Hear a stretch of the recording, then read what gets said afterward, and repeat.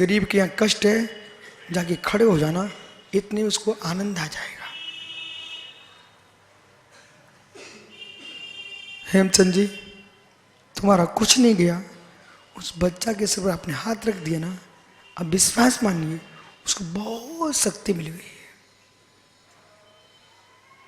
ये नहीं होती शक्ति इस हाथ में, तो फिर आपको हर जगह से ज्ञान प्राप्त करना चाहिए।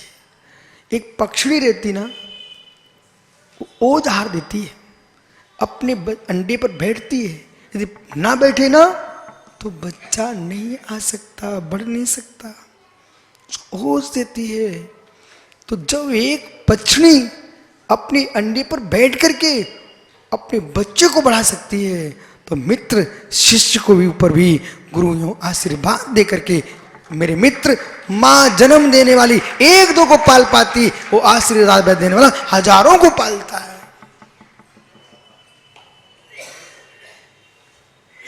और इस रहस्य को कौन जाने, सीमित बेटा इतना कहने महज से तुम्हें 1 साल के लिए शक्ति मिल गई।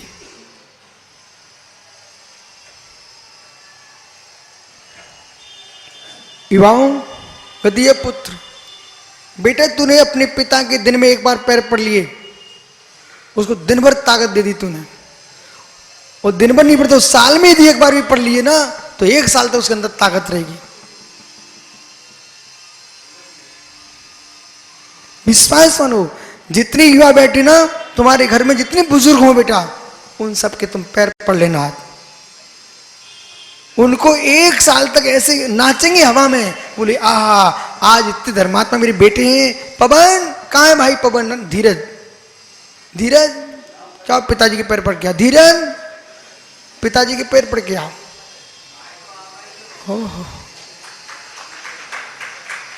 नहीं पड़े? अरे मैंने देखा ही नहीं। अरे मित्र हाथ तो रख दे। देखा ललित, कोई बैठा नहीं है आपके यहां?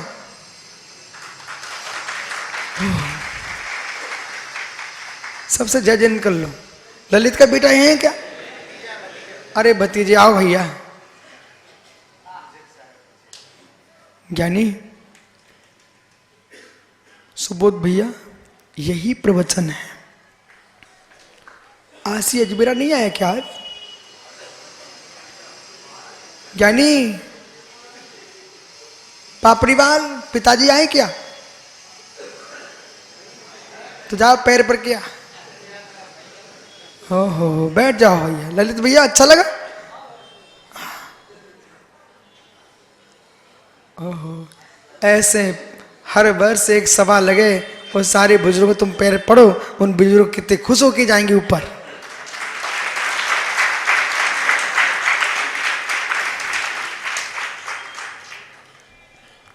हितेश तू भी चला दादा के पैर पड़े। ज्ञानियों, ये रहस्य मैं प्रयोग दिखा रहा हूं, रहस्य। संयम ज्ञानी कहां भटक रहा है क्या? पाप पड़ जाएगा क्या? पिताजी के पैर पड़ लेगा?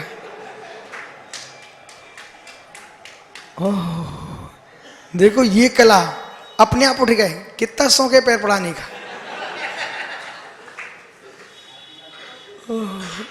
फिर से पढ़ लो बेटा, अभी उन्हें आशीर्वाद के तैयार हैं वे। ऐसा बोल देना, यदि मैं संयमी बनूं तब भी ऐसी आशीर्वाद दे देना है। बैठो भैया। रहस्य क्या है सुनिए अब ध्यान से। आपको लग रहा है ये देवेंद्र अजमेरा जी घर का कोई नहीं बैठा यहां पर? सुबोध भैया आप ही चाचा जी हैं आपके? हाँ, कोई बात नहीं है। बुजुर्ग चाचा, बुजुर्ग भतीजा पैर पड़ रहा, देखो। वो अभय काला के यहां से कोई नहीं है क्या? ओहो, मुझे सब मालूम है बेटा। इन लोगों की उम्र बढ़वा रहा हूं, मतलब शांति से जाए।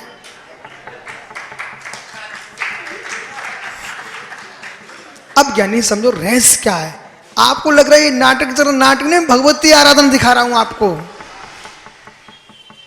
जब शांति सागर महाराज जी का शिष्य यूं कहता मुझे पानी चाहिए, आचार्य महाराज, देवेश तेरे पिताजी आए यार, पैर पल्ले भाई, पर 16 चला जाएगा। ओ ज्ञानी, आचार्य शांति सागर महाराज जी के शिष्य कहता मुझे पानी चाहिए। आचार्य महाराज नमन स्वयं कक्ष में पहुंच गए और पिच्ची उठाई ऐसे, हे चपकराज नमोस्तु।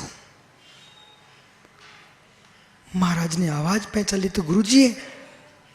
हे चपकराज नमोस्तु।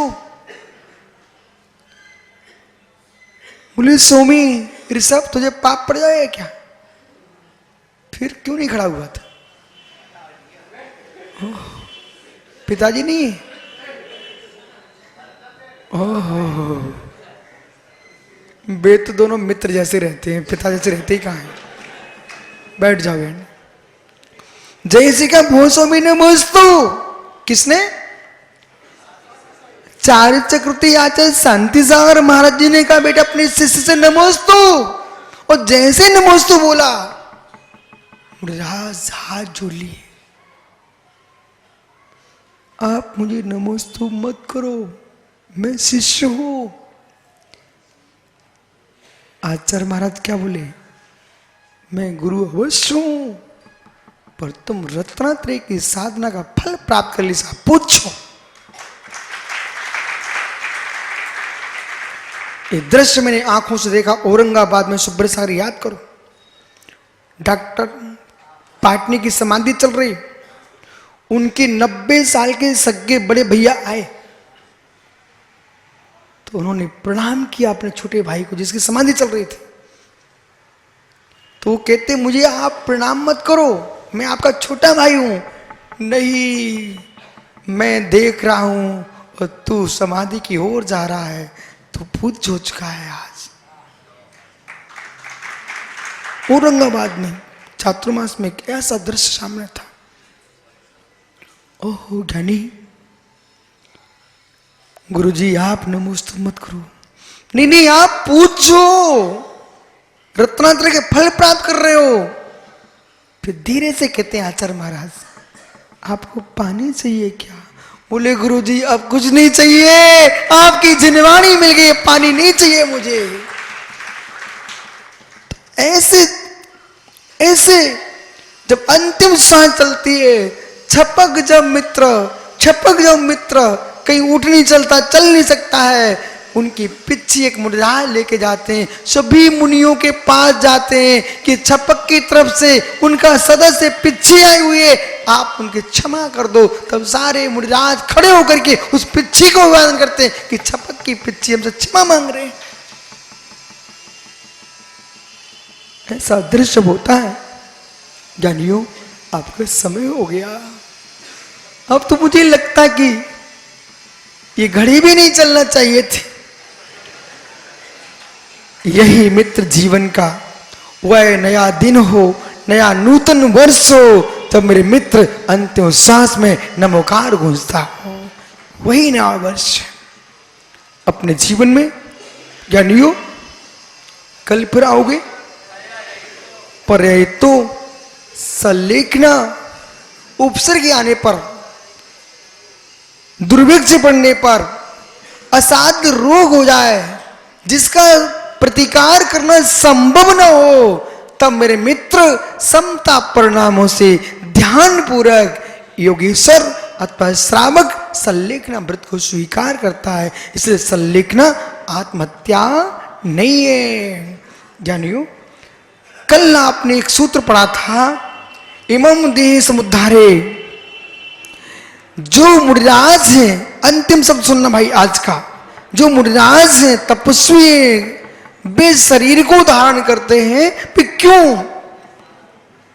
देह समुद्धारे पुह कमल अट्ठाए खाए ठाए।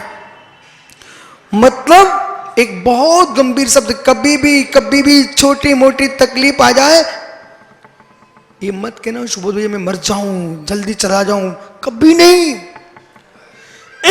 बोले कैसे? मित्र अपने कहीं से ऋण ले लिया, अपनी क्षमता देने की, और जीवित रहा ना तो कमा करके उसका ऋण तो चुका दूंगा ना, हल्का होके जाऊंगा। ऐसी मैं इसलिए जी रहा हूं, इसलिए जी रहा हूं, कोटि कोटि भवों में जो मैं कर्म अशुभ करके आया हूं, इस पर्याय में जितना जी लूंगा मैं और उग्र तपस्या करके उन कर्मों का क्षय कर लूंगा, इसलिए मुनिराज जीते हैं। ये सर्वज्ञ शासन नमोस्तु शासन जयवंतो जयवंतो वितराग श्रवण संस्कृति भगवत अर्हत परमेश्वर आप सिद्धि का साधन समाधि की व्याख्या कर रहे हैं। समाधि चाहिए तो मृत्यु से मत डरिए, संक्लेशता से डरिए। समाधि चाहिए है तो मृत्यु से मत डरिए, संक्लेशता से डरिए। मृत्यु समाधि भंग नहीं करती, संक्लेशता समाधि भंग करती है।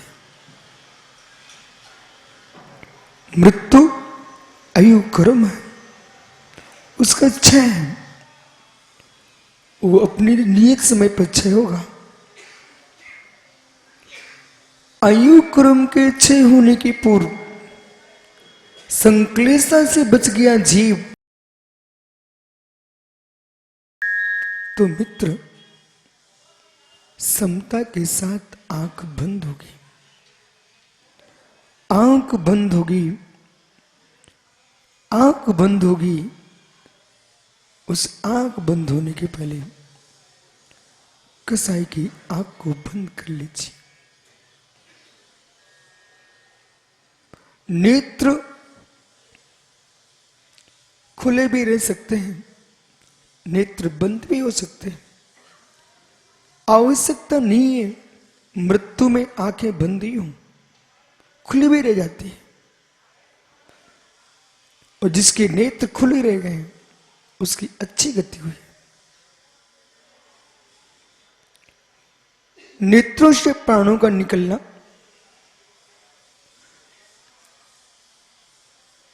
ब्रह्म रंध्र से प्राणों का निकलना एक उच्च गति का प्रतीक है। जिस जीव के प्राण मुख से निकले हैं, नाक से निकले हैं, जैसे जैसे अतो स्थान से प्राण निकल रहे हैं, गति की निर्मलता में कमी आ रही है। जिस जीव के प्राण गुही द्वार से निकले हुए हैं, सोच स्थान से निकले हैं, लघु संख्या स्थान से निकले हैं, मित्र उस जीव की दुर्गति हो चुकी है। भगवती आराधना में निमित्त शास्त्र दो चीज बोल रहा है। जिस जीव के प्राण निकलते मल फूट गया और मल द्वार से प्राण निकले हुए हैं, मतलब इस जीव ने जीवन भर मलिन चित्त से जिया है और आज मृत्यु के काल में भी चित्त इसका मलिन रहा, उसके प्राण मल द्वार से निकले।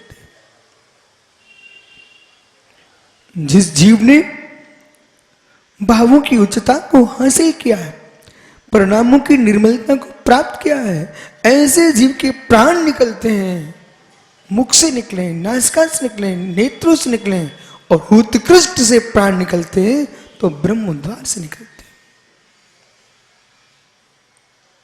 ये कब संभव है? श्वास श्वास में परिणामों की विशुद्धि बाहर नहीं निकलना चाहिए। अज्जू भाई मित्र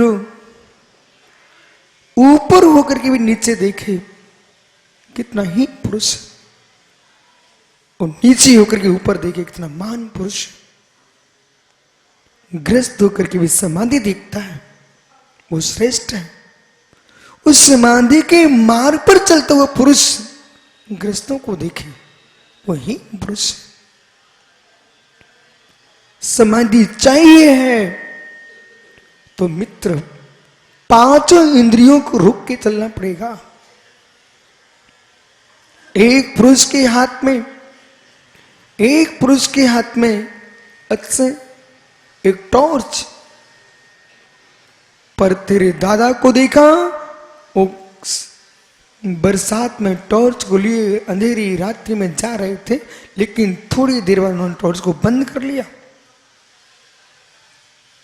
पुनः 10 कदम चलते पुनः टॉर्च को चालू किया और पुनः बंद कर लिया। उनसे प्रश्न किया,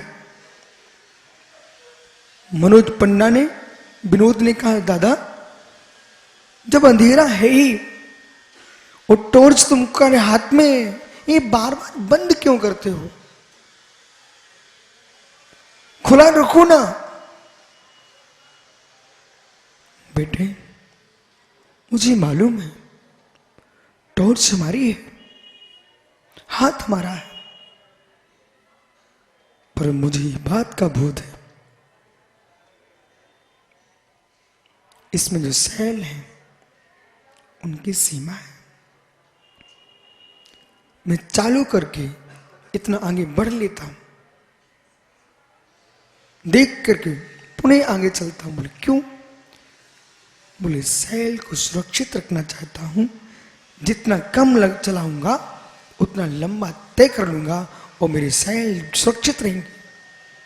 ओहो मुमुक्षु, एक छोटी सी टॉर्च जिसकी 25, 50, 100, 200 रुपए की कीमत, उसको आप सुरक्षित रखना चाहते हो। नेत्रों के माध्यम से भी वीर अंतराय क्रम का शुभ समाप्त होता है। महात्मा समर्थ सागर जी, नेत्रों के माध्यम से वीर अंतराय क्रम का शुभ समाप्त होता है। नेत्र जब देख रहे होते उस समय आयु क्रम भी जा रहा था। एक टॉर्च को तुम संभाल के ले लेके जलना चाहते हो, इन आंखों को संभाल के क्यों नहीं चलते हो? क्यों दुनिया को देखते हो? ज्ञानी पुरुष देखने के बाद आंख बंद करके बैठता है। बोले क्यों? योगी नीचे दृष्टि क्यों रखते हैं, नेत्र बंद क्यों करते हैं? इन नेत्रों से हम खोटा देखना नहीं चाहते हैं और खोटी आंखें मेरी आंखों को देख ना पाए।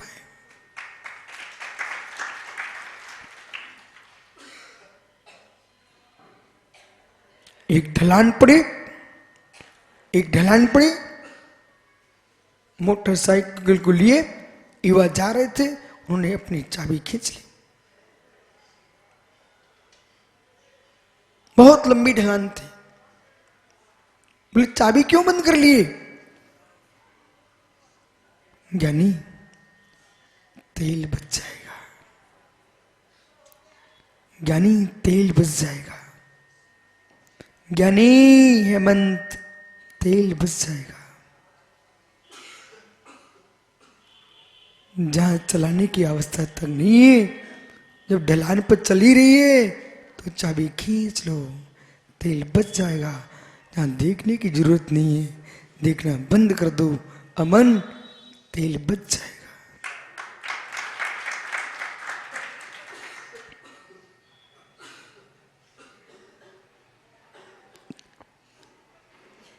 जो तुम्हारा नहीं है गधिया पुत्र, उसको बचाना चाहता है,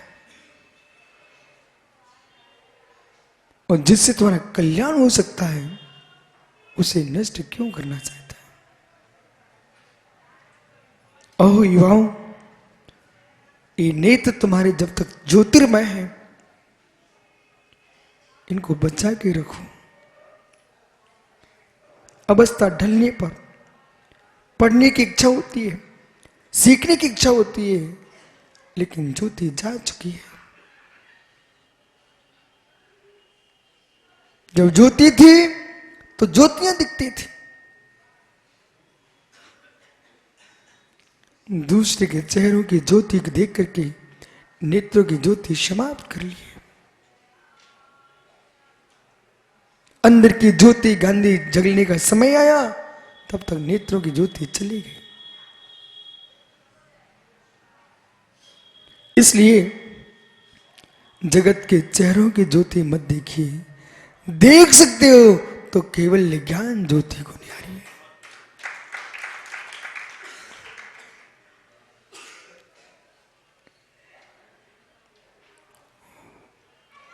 केवल ज्ञान ज्योति को देखिए। तज्जयते परम ज्योति समम समस्ते अनंत पर्याये, दर्पण तलयु सकला प्रतिफलति पदार्थ माल का यत्र। जिस कैवल्य ज्ञान ज्योति को लिए, जिसमें ब्रह्मांड की संपूर्ण द्रगुण पर्याय झलक रही हैं, औदिक भाव के साथ, पारणामिक भाव के साथ, क्षयोक्षक भाव के साथ, क्षयिक भाव के साथ, औपसरिक भाव के साथ, और पुनः निहारो पारणामिक भाव, उसे निहारना चाहिए। समाधि वे कर पाएंगे भोला जो जीव उत्पाद व शून्य अवस्था को जानते हैं। ओ, अभी तक आपने ये कहा उत्पाद युक्तम सत सद्रव लक्षणम, द्रव्य उत्पाद वे से युक्त है, वही सत है, सद्रव्य का लक्षण है। ये नई परिभाषा क्यों सुनाई जा रही है कि उत्पाद वे से शून्य को जो देखता है वही संलेखना कर सकता है। क्या द्रव्य उत्पाद शून्य से होता है युक्त? पीयूष, उत्पाद वे शून्य से युक्त भी द्रव्य होता है क्या?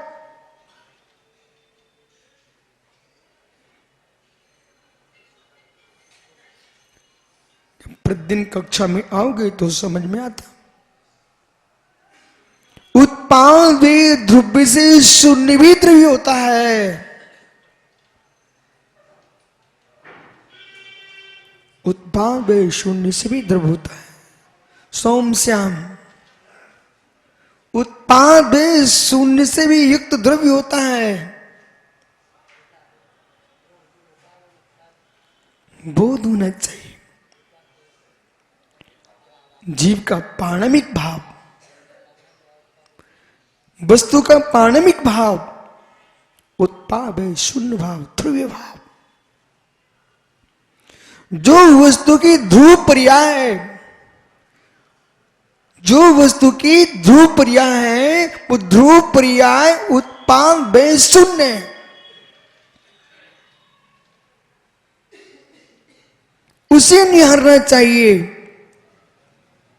जो ये देख रहा है मैं मर जाऊंगा, वो हया करेगा। जो ये देख रहा है मैं अगला भव पाऊंगा, वो हंसने लग जाएगा। दोनों रागी देसी है। जो ये देख रहा है मैं मरूंगा नहीं, मैं जन्मूंगा नहीं, मैं मरूंगा नहीं, मैं जन्मूंगा नहीं। द्रव प्रणों का संयोग जन्म है, द्रव प्रणों का वियोग मरण है। मैं तो जो हूं सो हूं। पिंड नष्ट हुआ है, घट उत्पन्न हुआ है। पिंड नष्ट हुआ है, घट उत्पन्न हुआ है। मिट्टी कब नष्ट हुई, मिट्टी कब उत्पन्न हुई? अन्वय है। पिंड नष्ट हुआ है तब घट बना है। मित्र, पिंड का व्यय हुआ है, घट का उत्पाद हुआ है, मिट्टी कहां है? जहां है वही है।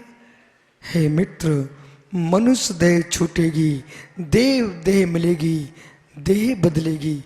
मैं कहां बदलूंगा? मैं ध्रुव ज्ञायक वही हूं जो है सो है।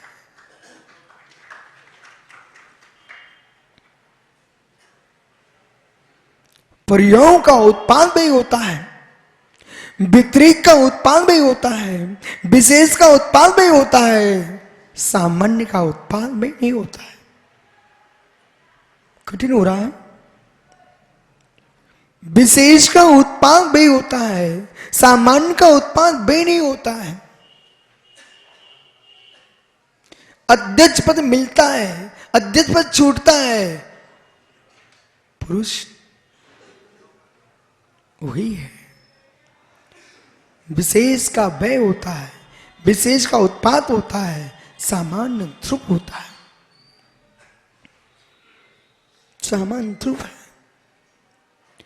इसलिए यथार्थ में जो संलेखना चाहते हैं उन्हें इस बात को समझ लेना चाहिए, द्रव्य सामान्य में रहोगे तो समाधि कर पाओगे।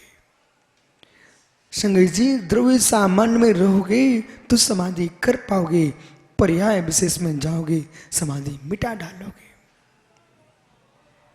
पर्याय युवा से प्रौढ़ होती है, प्रौढ़ से वृद्ध होती है, वृद्ध से जर्जर शरीर होने लगता है। ओह मित्र, जो इतने से थे ना वे ऐसे हो जाते हैं और फिर थोड़े दिन बाद फिर ऐसे हो जाते हैं। मैंने एक वृक्ष पर ललित सेठ जी पपीते के वृक्ष पर जौआ देखा। जौआ समझते ना, छोटा सा फल, तुच्छ फल। पपीते के वृक्ष पर छोटा सा फल आते देखा, ऐसा गुठली जैसा, चिरौंजी जैसा, क्योंकि जब फूल में फल आता है तो भी कुछ छोटा सा आता है, बराबर। वही फल ऐसा फूला देखा। आपने देखा? देखा? मैंने भी देखा। ऐसा फूल गया, अच्छा मोटा हो गया। वो आजकल तो सुब्रत सागर हर वस्तु में इंजेक्शन, समय के पहले फुला लो। ऐसे फूल गया पपीते का फल और कुछ दिन बाद वो धूप में सड़ गया, सुकड़ गया, सूख गया। यानी जैसे उगे थे वैसे ही हो गए, जैसे उगे थे वैसे ही हो गए। ऐसे ही मुमुक्षु, जब तुम जन्मे होते हो तो इतने से होते हो और बूढ़े होकर के पहले मित्र माँ पिता गोद में लेके चलते थे, अब बेटे गोद में लेके चल रहे, नाती लेके गोद में चल रहे। तुम गोद में आए थे वो गोद में ही जा रहे हो।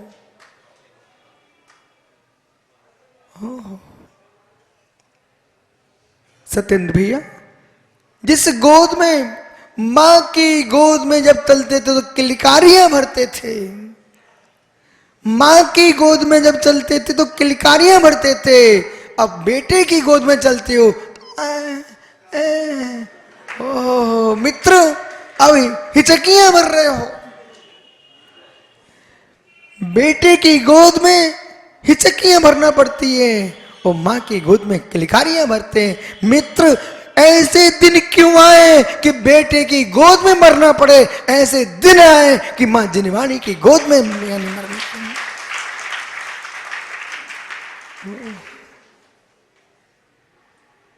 पुत्रों की गोद में मरना, पुत्रों की गोद में मरना श्रेष्ठ नहीं है। बागी श्री मां जिनवाणी के अंक में मर जाना ये श्रेष्ठ है। न भरना अपने हिचकियां, न भरना अपने हिचकियां।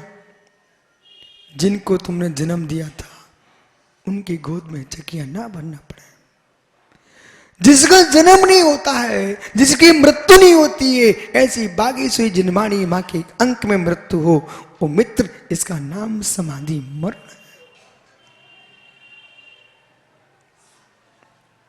है। आज से ही प्रारंभ करिए, आज से ही प्रारंभ कीजिए।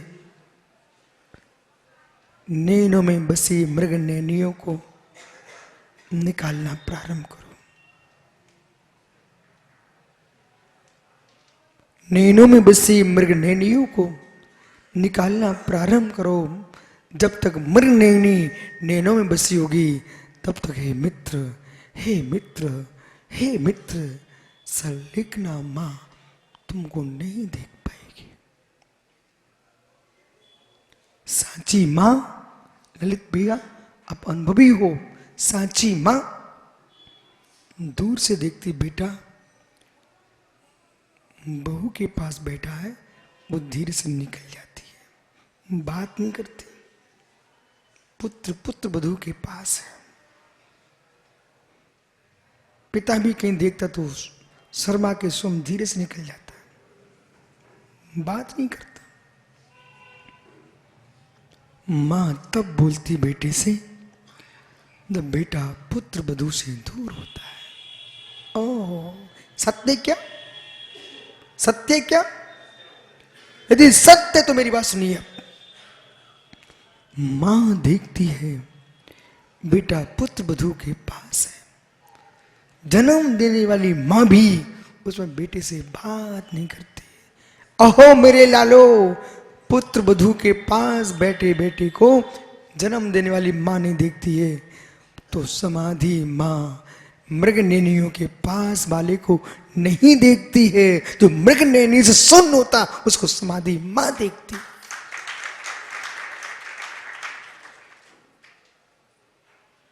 समाधि चाहिए, समाधि चाहिए है। श्रीमती के राग से दूर मति करना पड़ेगी।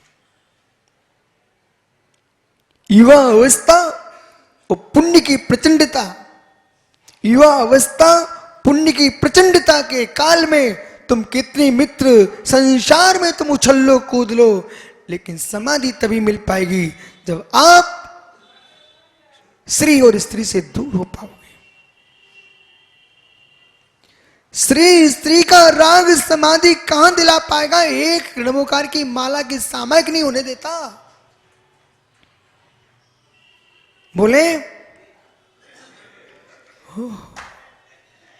मित्र याद करो, एक मन में भाव आया आपको धन्यवाद में, वो वस्तु मिल जाए। एक मन में भाव है वस्तु मिल जाए, उस वस्तु ने बेटा मैंने तेरा चेहरा देखा, वो चेहरा देखा भोला सुब्रत सागरी, इतना मोटा चौड़ा भोला, बेचारे का चेहरा सूखे गोले जैसा।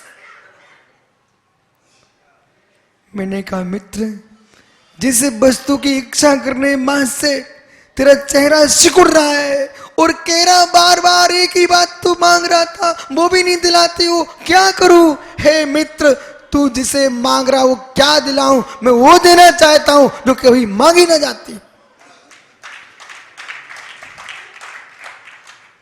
जिस दिन दीक्षा के उपरांत संसार में कोई वस्तु मांगने का विषय ही नहीं बनता है, और दीक्षार्थी वे हैं जो कहीं हाथ नहीं फैलाते।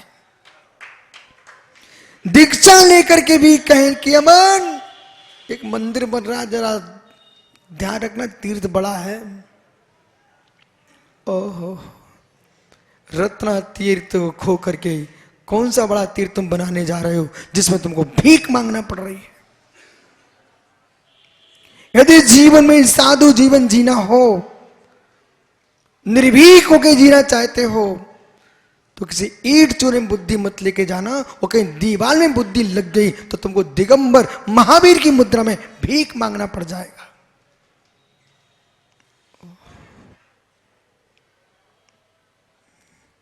जिस मुद्रा में अयाचक वृत्ति होती है, विश्व में दुनिया के लोग कटोरा लेके मांगते हैं, एक मां दिगंबर साधु होता है जो 24 घंटे आशीर्वाद देता, किसी के द्वारे मांगता नहीं है।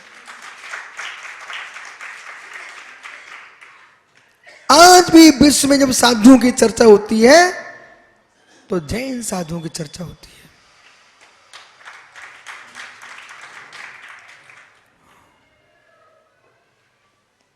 महात्मा सुब्रत सागर जी 2 वर्ष पूर्व आपने सोनागिर से बिहार किया था, शायद 1 तारीख को किया था,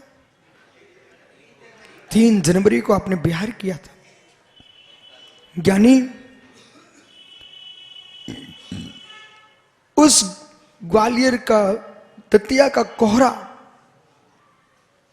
वहां की तस्वीरें किसने खींच ली होंगी, और ये भोला अपने शिवलानी में थे। इनके शिवलानी का एक युवा अजैन जाकर के इनको दिखाता, भैया क्या भैया, इन लोगों ने बताया मुझे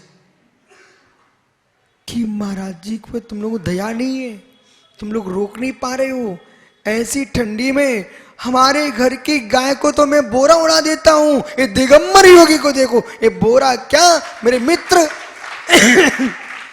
ये जैन समाज सोने में जड़ दे फिर भी त्याग कहता है सोना नहीं चाहिए मुझे, स्वर्णपुरी नहीं चाहिए मुझे, मुक्तिपुरी चाहिए।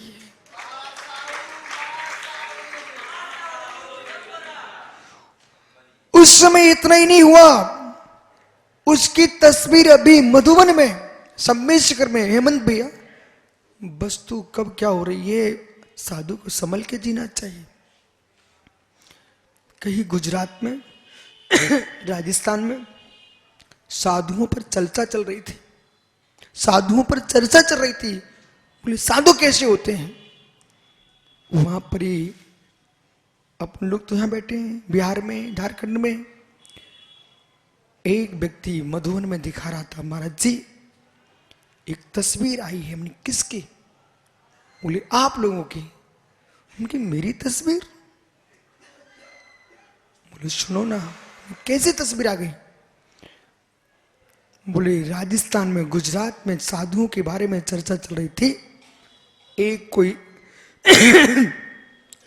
अजैन समाज ने ये फोटो जारी की है, समझदार आदमी ने। बोले कैसी? बोले क्यों साधुओं पर तुम चर्चाएं करते हो, इन दिगंबरों को देखो कैसे ठिठुठी ठंडी में कैसे शांति चले जा रहे हैं।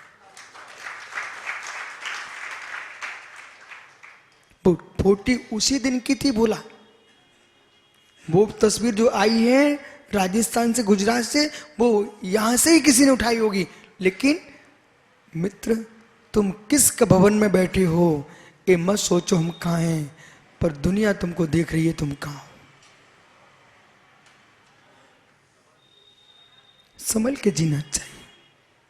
पिन्ने एक दिन थाली में तुम अंजलि में क्या लेके आए हो, तुम तो लेके भूल गए, और संडाल से में तो नहीं जाते, स्तनल भूमि में छोड़ के भी आ गए, लेकिन जो तुमको आंखें दिख गई हैं, कौन साधक को, कौन श्रावक पहली बार हार देने आया? पथ हो, भक्ष हो, मर्यादित हो, वही आहार लेने का।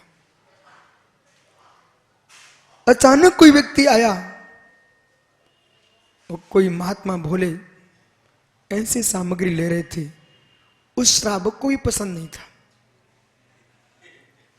उसने उसी दिन से त्याग कर दिया, अब मैं भोले को खाना नहीं परोसूंगा। बोला सत्य घटना बोल रहा हूं, भोले को खाना नहीं दूंगा। समझदार हेमंत भाई, आपका धर्म कहता है आप कोई अजैन बंधु को मुनिराज के दर्शन कराने ला रहे हो तो मित्र पहले गेट पे छोड़ के आइए, और स्वयं आप आइए अंदर महाराज जी के पास। स्वामी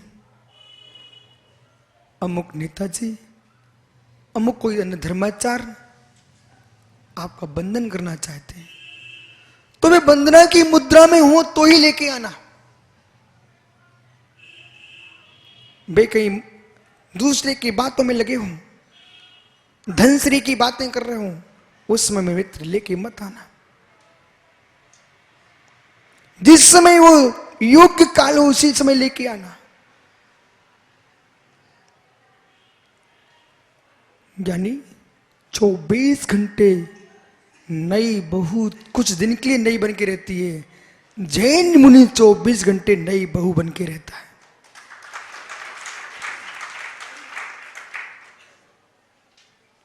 तब तुम धर्म की प्रभावना कर पाओगे, तब जिन शासन को जयवंत कर पाओगे, तब कहीं समाधि मरण कर पाओगे।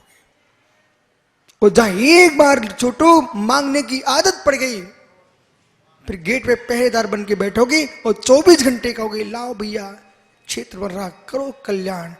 और मित्र क्षेत्र का कल्याण हो ना हो, पर तुम्हारा अकल्याण प्रारंभ हो चुका है। तुमने कितने लोगों की श्रद्धाएं तोड़ दी।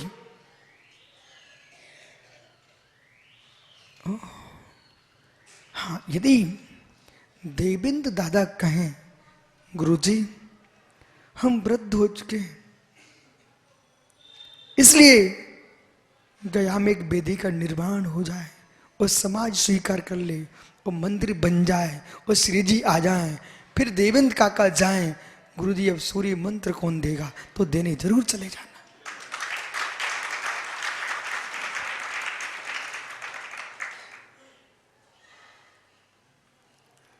वो वृद्ध बेचारा इसलिए आया था, प्रभु सूर्य मंत्र देना, भगवान बन जाए। तो आपने कहा मैं सूर्य मंत्र तो दूंगा, पर मुझे तुम क्या दोगे? लो, वहीं पर बेचारे के भाव खराब हो गए। बोले गुरुजी मैं आपको क्या दे सकता हूं, आप तो सबको आशीर्वाद देते हो, हम आपको थोड़ी आशीर्वाद देंगे। बोले आशीर्वाद नहीं वो, बोले क्या, खोलो ना। हे मित्र, जो आएगा उसका हिस्सा करोगे कि नहीं करोगे? वही काका का हृदय टूट जाएगा, छार छार हो जाएगा। बोले मैंने तो अपने बेटों को हिस्सा देने का विचार नहीं किया, गुरुजी तुम्हें हिस्सा कहां से देने लगता हूं, ये कब से हिस्सा मांगना प्रारंभ हो गया। इसलिए मोक्ष मार्ग जो है समाज के हिस्से मांगने का मार्ग नहीं, मोक्ष मार्ग शुद्ध विशुद्ध रत्नात्रि की आराधना करने का मार्ग है। समाधि मरण चाहिए तो बुद्धि श्री श्रीमती से दूर करना पड़ेगी आज से ही। शाम्य भाव, कुछ भी करने के भाव लाओगे समत्व सागर समाधि नियम से भंग होगी। कुछ भी करने के भाव लाओगे समाधि भंग होगी। ऐसा दिन आना चाहिए कि श्वास लेने के भी परिणाम ना आए, श्वास आए जाए, कब चली जाए मुझे पता नहीं है, मैं तो निज की श्वास में लीन था। इसलिए ललित भैया जैन मुनि श्वास भी नहीं लेते, निश्वास भी नहीं छोड़ते। बोले क्या बोलते रहते, बोलो ना आप ऐसा। बोले सांस नहीं लेंगे, श्वास नहीं छोड़ेंगे, निश्वास नहीं, तो जी कैसे रहे गुरुजी, आप भी तो ले रहे हो। बोले आप समझो, श्वास का आना श्वास का जाना ये सहज चलता रहे, कहीं ये भी नहीं करे हाँ अब मैं पूरक करता हूं, मैं कुंभक करता हूं, मैं रेचक करता हूं।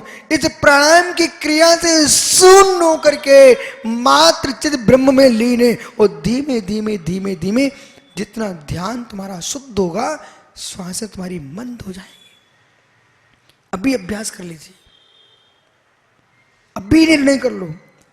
चिंता में चले गए तो श्वासें बढ़ जाएंगी, और चिंतन में चले गए श्वासें घट जाएंगी, और परम विशुद्धि में चले गए श्वासें अत्यंत मंद हो जाएंगी। जो सिद्धियां होती ना गद्य पुत्र बेटा, लबी सिद्धियां होती ना, वो सिद्धियां ऐसी होती हैं। सोहम सोहम सोहम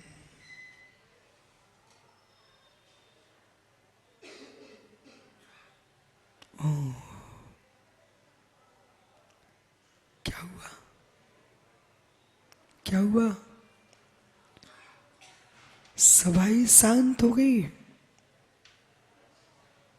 इतना शब्द सुनकर के आप शांत हो गए। फिर परम योगीश्वर जब शांत हो जाते हैं, मालूम मालूम खिले पुष्पों पर, कालाजी यज्ञनायक जी, खिले पुष्पों पर भौरे मड़राते हैं, पुष्प बुलाते हैं। खिले पुष्पों पर भौरे मड़राते हैं, पुष्प बुलाते हैं। मुक्ष साधक की साधना पर सिद्धियां मड़राती हैं, साधु बुलाते नहीं। जो भूत चुड़ैलों को सिद्ध करने बैठे बेचारे, सौम्य सागर जी, चुड़ैलों को सिद्ध करने बैठे लोग, भूतों को सिद्ध करने, भुतड़ियों को सिद्ध करने बैठे, वे क्या साधना करेंगे? वे 24 घंटे देख रहे कौन सी भूत आया, कौन सी चुड़ैल आई। अरे मित्र, चुड़ैलों को मत देखो, भूतों को मत देखो, देख सको तो निज ज्ञाय के भगवान आत्मा को देखो।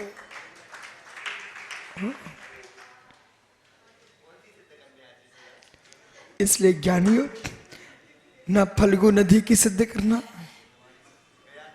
न गया की सिद्ध करना, न मित्र छत्तीसगढ़ की सिद्ध करना, न कर्नाटक की, न राजस्थान की, हे मित्र, न गुजरात की, न महाराष्ट्र की, न तेलंगाना की, न आंध्रा की, न चंबिल की सिद्ध कर सको तो ये भगवती बागेश्वरी मां अम्मा जिनेवानी को सिद्ध करो।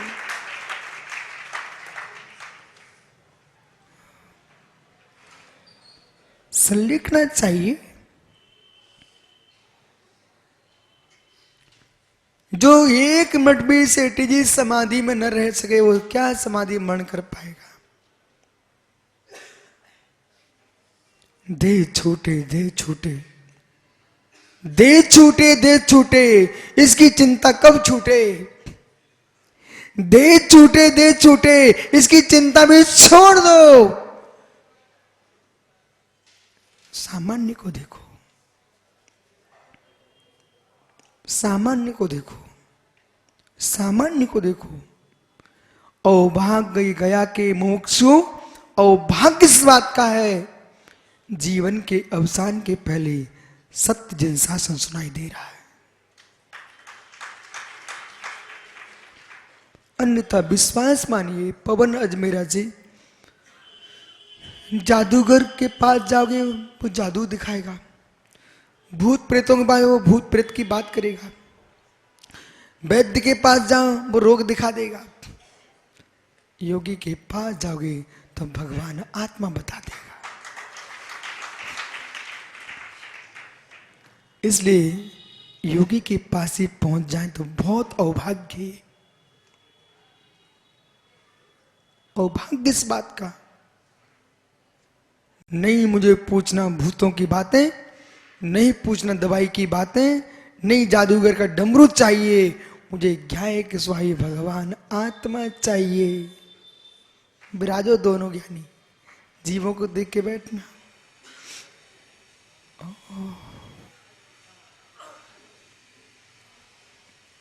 मृत्यु नियत है, मृत्यु नियत है। घड़ी के कांटे बंद हो सकते हैं मन, पर आयु की छींटता नष्ट नहीं हो रही है। घड़ी के कांटे शांत हो सकते, यस, आयु की छींटता नष्ट नहीं हो रही है। बड़े बड़े लोग जाके आके जाके आके जाके आके जाके आके जाके आके जाके आके, ओह, लेकिन ज्ञानी कहीं गया ही नहीं और ज्ञानी कहीं आया ही नहीं। सत्येंद्र पंडित जी, हे ज्ञानी, 2000 कितने 1997 में भी मैं आपकी थ्योरी में आया था, 96 में भी आया था, याद है आपकी थ्योरी में मैं 96 में भी आया था। भी अजितना स्वामी बुला रहे थे, हेमचंद भैया कैसे भगवान। मैं इनके गांव में पहुंचा परिचित, कहूं सही है, ईमानदारी की बात बताऊं, ग्रीष्म काल की तपन थी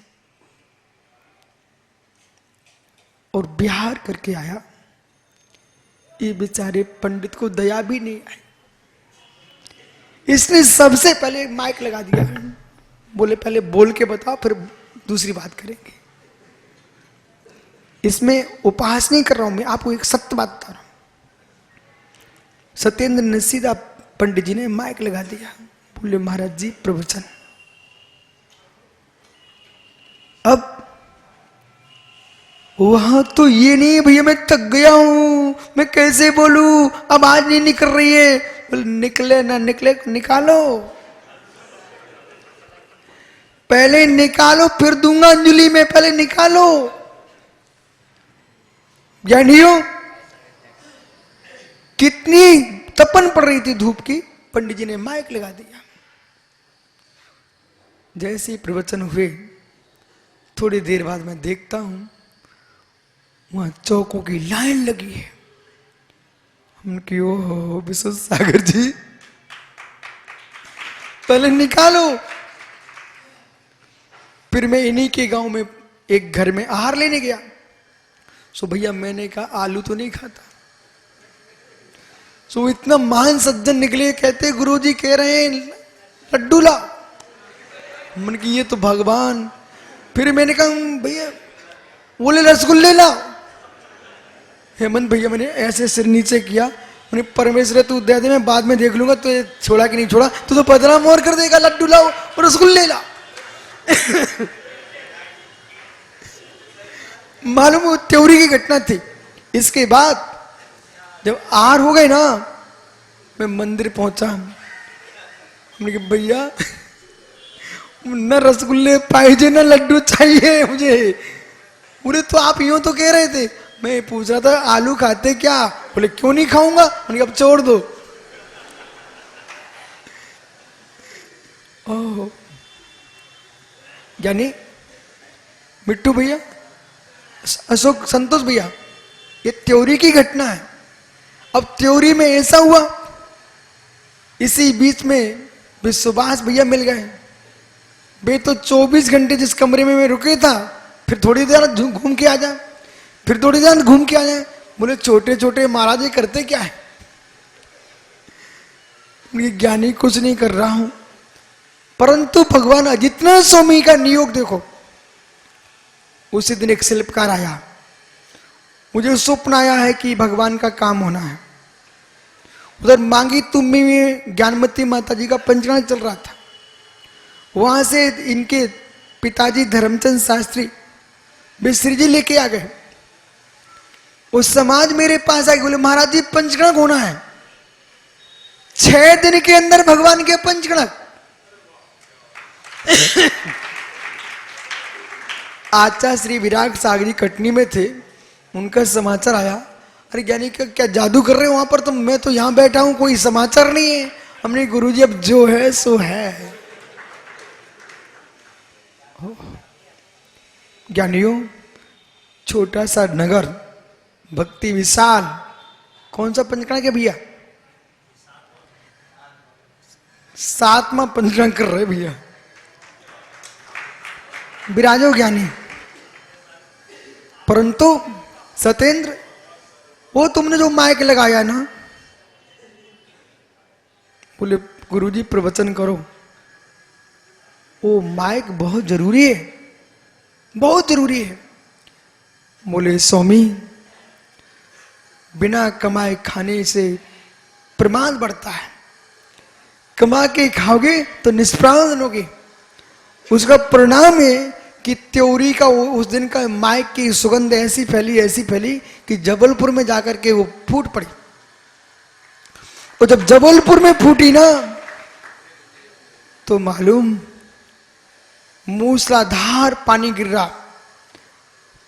जबलपुर के लाडगंज के मेन गेट पर मूसलाधार पानी गिर रहा। मां हजारों श्रावक श्रावक है, एक भी मां हिली नहीं। तो लोग सोच रहे क्या किया चमत्कार? ये चमत्कार विशुद्ध सागर का नहीं था, ये भगवती मां जिनवाणी का चमत्कार है। आइए ज्ञानी, जो बारिश में हिल के चला जाए तो वह क्या समाधि कर पाएगा? इसलिए ज्ञानियों चाहे शीत पड़े, चाहे मूसलाधार गिरे, चाहे गर्मी में पर्वत चटक जाए, फिर भी परिणाम कसाय से ना चटके, वहां होती समाधि।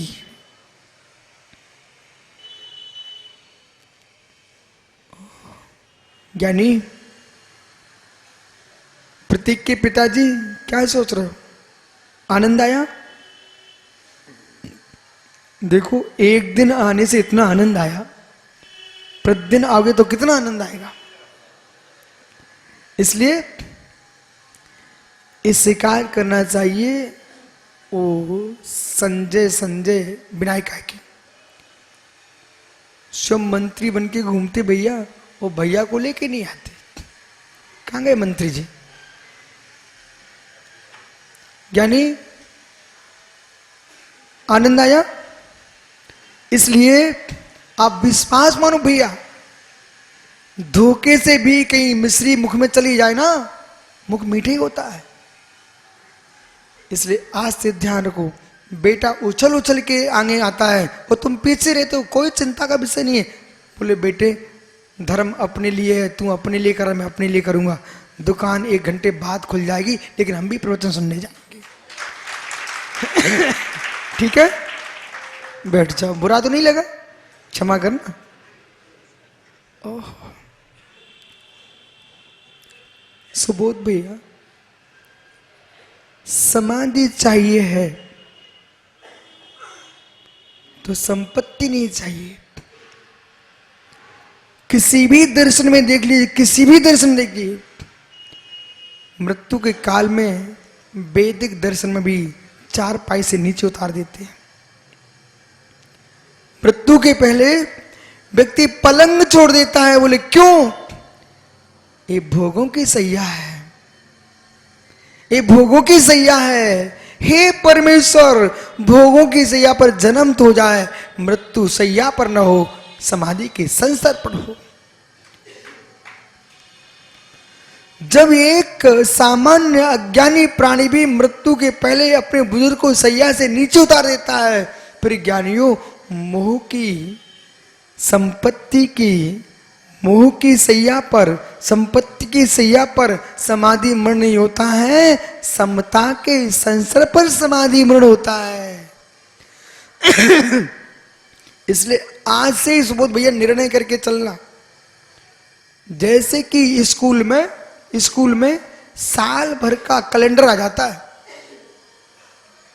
मालूम, बड़ी बड़ी संस्थाओं में पूरा कैलेंडर बन जाता है। बोले इस तारीख को यह कार्यक्रम होगा।